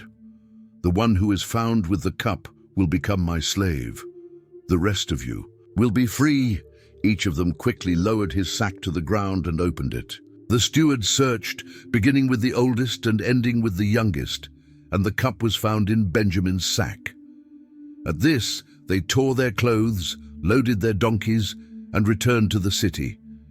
Judah and his brothers went to Joseph's house, where he was still present, and threw themselves to the ground before him. Joseph said to them, "What have you done? Do you not know that a man like me can surely divine the truth?" Judah replied, "What can we say to my lord? What can we say? How can we prove our innocence? God has exposed the guilt of your servants. We are now my lord's slaves, we ourselves, and the one who was found with the cup." But Joseph said, "Far be it from me to do such a thing. Only the man who was found with the cup will be my slave. The rest of you go back in peace to your father." Then Judah stepped forward and said, "Please, my lord, let your servant speak a word to you. Do not be angry with your servant, for you are like Pharaoh himself." My lord asked his servants, "Do you have a father or a brother?" We answered, "We have an old father and a younger brother, the child of his old age. His brother is dead, and he alone is left of his mother's children, and his father loves him." Then you said to your servants, "Bring him down to me so that I may see him for myself." We told my lord, "The boy cannot leave his father. If he leaves, his father will die." But you told your servants, "Unless your youngest brother comes with you, you will not see my face again."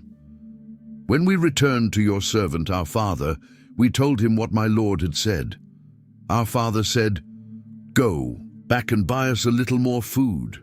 But we replied, "We cannot go down unless our youngest brother goes with us. We cannot see the man's face unless our youngest brother is with us." Then your servant, my father, said, "You know that my wife bore me 2 sons. One of them went away, and I said, 'Surely he has been torn to pieces.' I have not seen him since. If you take this one too and harm comes to him, you will bring my gray head down to the grave in sorrow." So now, if I return to your servant, my father, and the boy is not with us, since his life is bound up with the boy's life, when he sees that the boy is not there, he will die. Your servants will have brought the gray head of our father down to the grave in grief. Moreover, your servant guaranteed the boy's safety to my father, saying, if I do not bring him back, I will bear the blame before my father all my life. Now, therefore, please let your servant remain here as my lord's slave in place of the boy, and let the boy return with his brothers. For how can I go back to my father if the young man is not with me? I do not want to see the misery that would come upon my father." Moved by Judah's heartfelt plea, Joseph could no longer restrain himself. He ordered everyone who was with him to leave, so that no one else was present when he revealed himself to his brothers. He wept so loudly that the Egyptians heard him, and the news reached Pharaoh's household. Joseph said to his brothers, "I am Joseph. Is my father still alive?" But his brothers could not answer him, for they were stunned in his presence. Then Joseph said, "Come closer to me." They approached, and he continued, "I am Joseph, your brother, whom you sold into Egypt. But do not be distressed or angry with yourselves for selling me here, because it was to preserve lives that God sent me ahead of you. For 2 years now, there has been famine in the land, and for the next 5 years, there will be no plowing or harvesting. God sent me ahead of you to preserve a remnant for you on earth and to save your lives by a great deliverance. So it was, not you who sent me here, but God. He has made me a father to Pharaoh, lord of his entire household, and ruler over all Egypt." Joseph then instructed them to return quickly to their father and tell him that his son Joseph was alive and was the governor of all Egypt. He urged them to bring their father to Egypt, where they would live in the land of Goshen and be provided. For during the remaining 5 years of famine, behold, your own eyes and the eyes of my brother Benjamin can see that it is my own mouth speaking to you. Tell my father about all the honor I have in Egypt and everything you have seen. Hurry and bring my father down here." Joseph threw his arms around Benjamin and Benjamin wept as well, embracing him. Then Joseph kissed all his brothers and wept over them. After that, his brothers finally spoke with him, reconciled. The news that Joseph's brothers had arrived quickly spread and reached Pharaoh's ears, and he was pleased. Pharaoh said to Joseph, "Tell your brothers, load your animals and return to the land of Canaan. Bring your father and your families and come to me. I will give you the best of the land of Egypt, and you will eat from the abundance of the land." Pharaoh also commanded, "Do this. Take carts from Egypt for your children and your wives and bring your father here. Do not worry about your belongings, because the best of all the land of Egypt will be yours." Joseph provided his brothers with carts, as Pharaoh had ordered, and gave them provisions for their journey. He gave each of them new garments, but to Benjamin he gave 300 pieces of silver and 5 sets of clothes. To his father he sent 10 donkeys loaded with the best of Egypt and 10 female donkeys carrying grain, bread, and other provisions for the journey. As he sent his brothers off, he instructed them, "Do not quarrel on the way." Upon arriving in Canaan, Jacob's sons told him, "Joseph is still alive. In fact, he is the governor of all Egypt." Jacob's heart stood still, for he could not believe them. But when they repeated all of Joseph's words, and he saw the carts Joseph had sent to carry him, his spirit revived. Then Israel said, "Enough! My son Joseph is still alive. I will go and see him before I die." Israel set out with everything he had and reached Beersheba, where he offered sacrifices to the God of his father Isaac. That night God spoke to him in a vision, "Jacob, Jacob." He answered, "Here I am." God said, "I am God, the God of your father. Do not be afraid to go down to Egypt, for there I will make you into a great nation. I will go down with you to Egypt, and I will surely bring you back again. And Joseph will place his hand on your eyes. This divine message was decisive, assuring Jacob that moving to Egypt was part of God's plan and that the promises made to him and his ancestors would continue to be fulfilled, even outside the promised land. Leaving Beersheba, the sons of Israel took Jacob, their father, their children, and their wives in the carts Pharaoh had sent. They also brought their livestock and all the possessions they had acquired in Canaan. Thus Jacob entered Egypt with all his descendants, his sons, grandsons, daughters, and granddaughters. The book of Genesis meticulously lists all the descendants of Jacob who entered Egypt: the sons of Leah, the sons of Zilpah, the sons of Rachel, and the sons of Bilhah. In total, 70 members of Jacob's household arrived in Egypt, including Joseph and his 2 sons, who were already there. Jacob sent Judah ahead to Joseph to guide them to Goshen.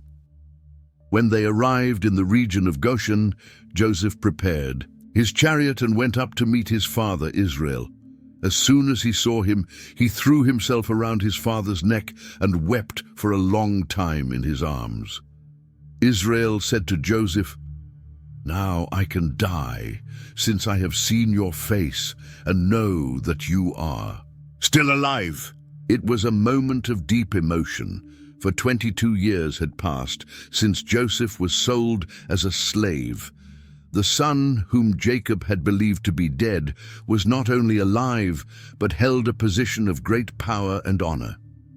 Joseph then instructed his brothers and his father's household, "I will go up and speak to Pharaoh and say to him, 'My brothers and my father's household who were in the land of Canaan have come to me. They are shepherds and keepers of livestock, and they have brought their flocks, their herds, and everything they own.' When Pharaoh calls you and asks, 'What is your occupation?' you shall answer, 'Your servants have been keepers of livestock from our youth until now, both we and our fathers. This way you may dwell in the land of Goshen.'" Joseph selected 5 of his brothers and presented them to Pharaoh.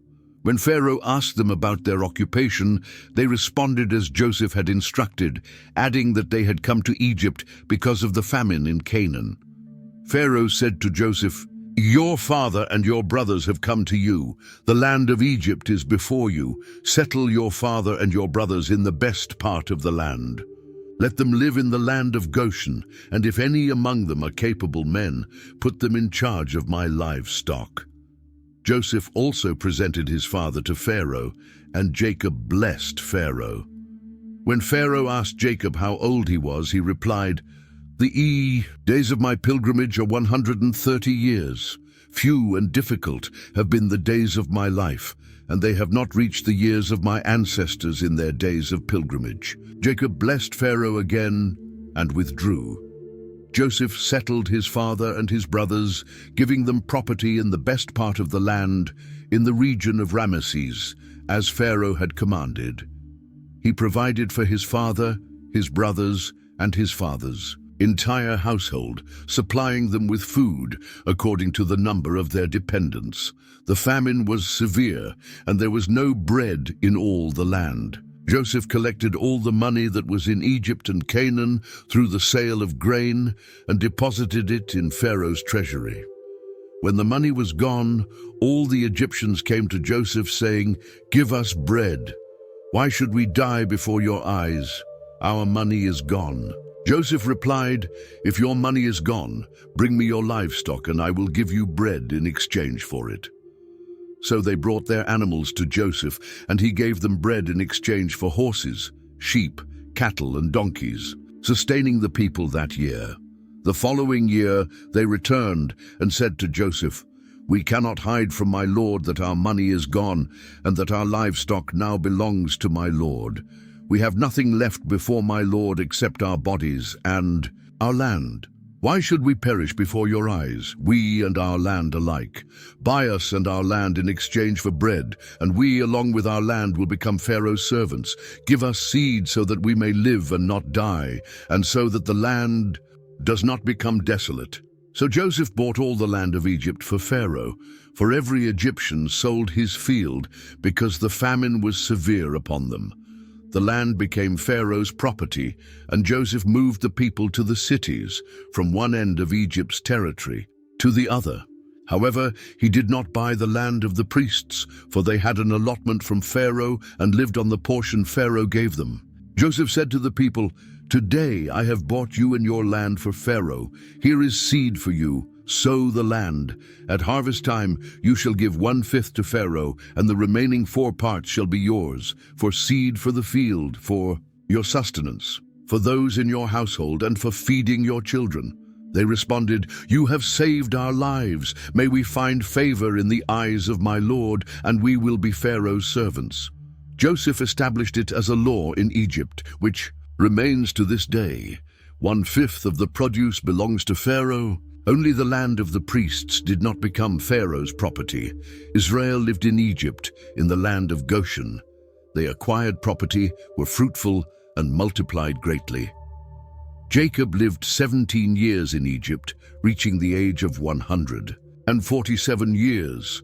As the time approached for him to die, Israel called for Joseph and said, "If I have found favor in your eyes, place your hand under my thigh and promise to deal with me in kindness and faithfulness.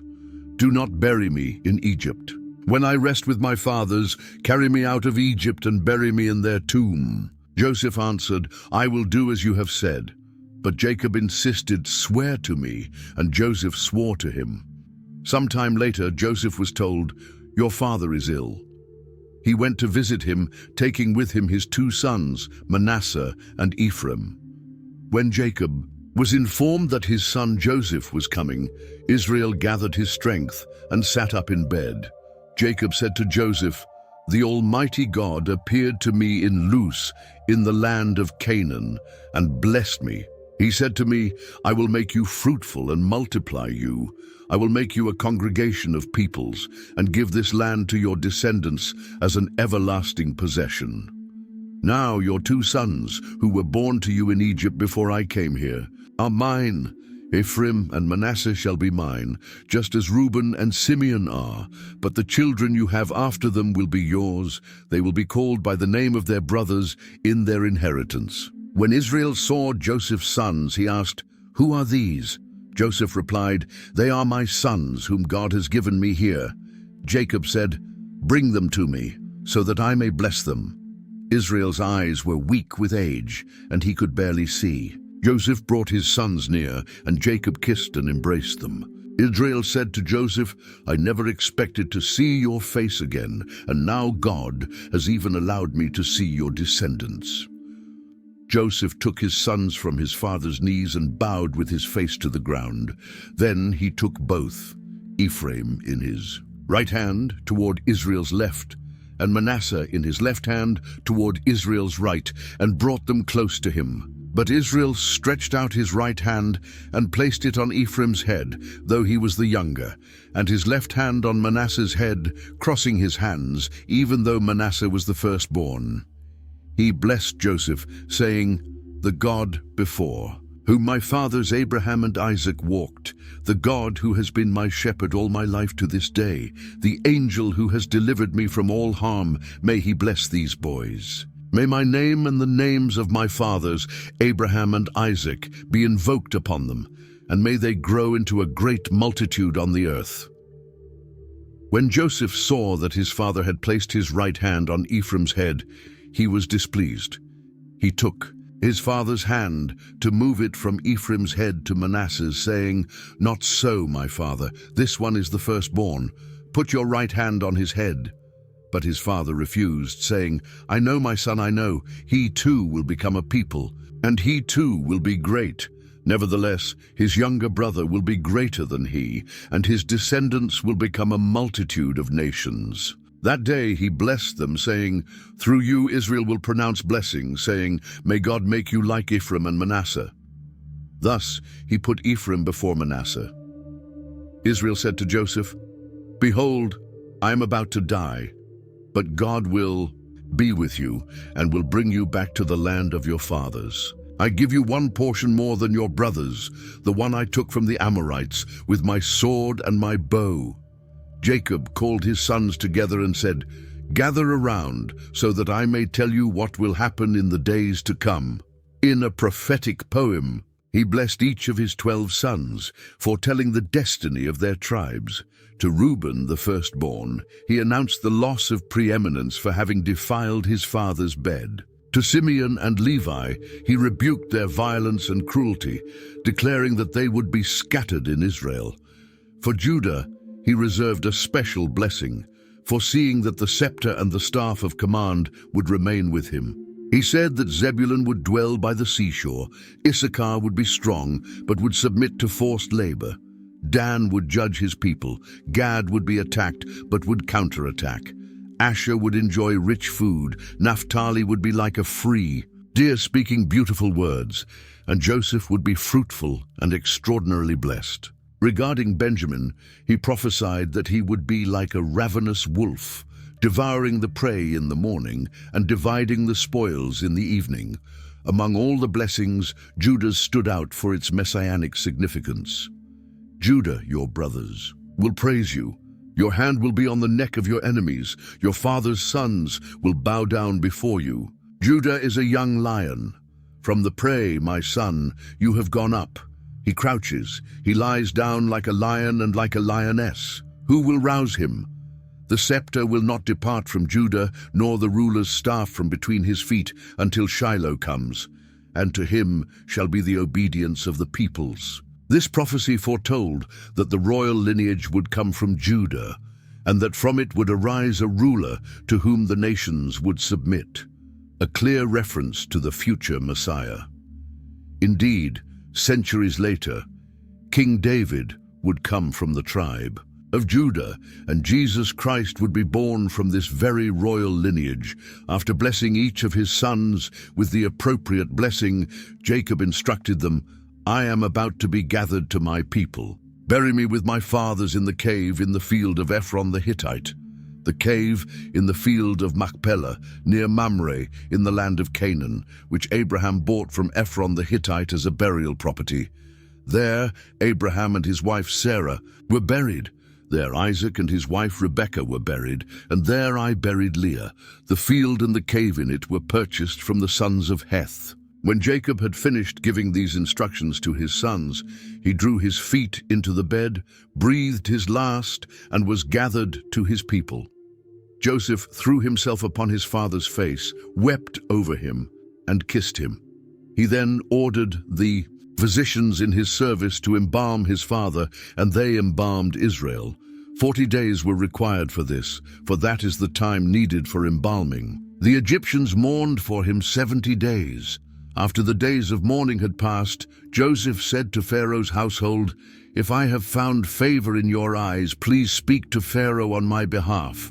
My father made me swear an oath. I am about to die.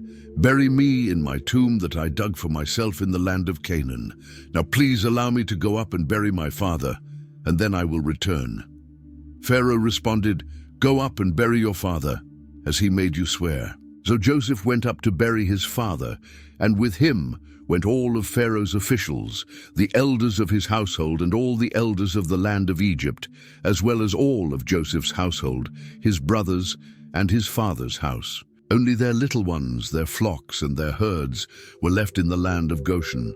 Chariots and horsemen also went up with him, forming a very large procession.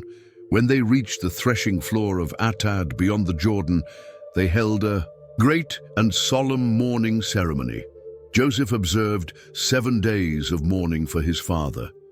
When the inhabitants of the land, the Canaanites, saw the mourning at the threshing floor of Atad, they said, "This is a solemn mourning for the Egyptians." That is why the place was named Abel Mizraim, which is beyond the Jordan. Jacob's sons did as he had commanded them. They carried him to the land of Canaan and buried him in the cave in the field of Machpelah, which Abraham had purchased from Ephron the Hittite as a burial site near Mamre. After burying their father, Joseph returned to Egypt with his brothers and all who had gone up with him to bury his father. When Joseph's brothers saw that their father was dead, they said, "What if Joseph holds a grudge against us and pays us back for all the wrongs we did to him?" So they sent word to Joseph saying, Before he died, your father gave this command: tell Joseph, please forgive the transgression of your brothers and their sin, because they did you wrong. Now please forgive the transgression of the servants of the God of your father. When their message came to him, Joseph wept. His brothers then came and threw themselves before him, saying, "We are your servants." But Joseph said to them, "Do not be afraid. Am I in the place of God? You intended to harm me, but God intended it for good, to accomplish what is now being done, the saving of many lives. So do not be afraid. I will provide for you and your children." And he comforted them and spoke kindly to them. Joseph remained in Egypt with his father's household, and he lived 110 years. He saw the children of Ephraim to the third generation. Also, the children of Machir, son of Manasseh, were born on Joseph's knees. Sensing his approaching death, Joseph said to his brothers, "I am about to die, but God will surely visit you and bring you up from this land to the land he promised on oath to Abraham, Isaac, and Jacob." And Joseph made the Israelites swear an oath, saying, "God will surely visit you, and you must carry my bones up from this place." Joseph died at the age of 110. They embalmed him and placed him in a coffin in Egypt. Thus, the cycle of the patriarchs came to an end, with God's promise of return to the promised land remaining alive in the hearts of Israel's people, even during their long stay in Egypt. Joseph's request for his bones to be taken to Canaan would be fulfilled centuries later, when Moses carried Joseph's bones during the Exodus, Exodus 13:19, and Joshua finally buried them in Shechem, in the land Jacob had given to Joseph, Joshua 24:32. In this way, divine providence orchestrated events to fulfill his promises, transforming the tragedy of Joseph's sale into an instrument of salvation for his chosen people, preparing the stage for the next chapters in Israel's history. There, growth in Egypt, enslavement, the Exodus, and the conquest of the Promised Land. We have now reached the end of the book of Genesis, this incredible journey that took us from the creation of the world to the establishment of Jacob's family in Egypt. We have seen how God worked through imperfect people, fulfilling his promises and revealing his plan of redemption across generations. From Adam to Joseph, we have witnessed God's faithfulness, even in the most difficult moments. But the story does not end here. It is only the beginning of the great biblical narrative that continues in the book of Exodus. If you enjoyed this content and want to follow the next biblical stories, don't forget to subscribe to the channel and turn on notifications. Share this video with friends and family who may also benefit from these rich stories of faith and divine providence. Thank you so much for watching. May the lessons of Genesis remain in your heart, and may we continue together on this journey through the scriptures.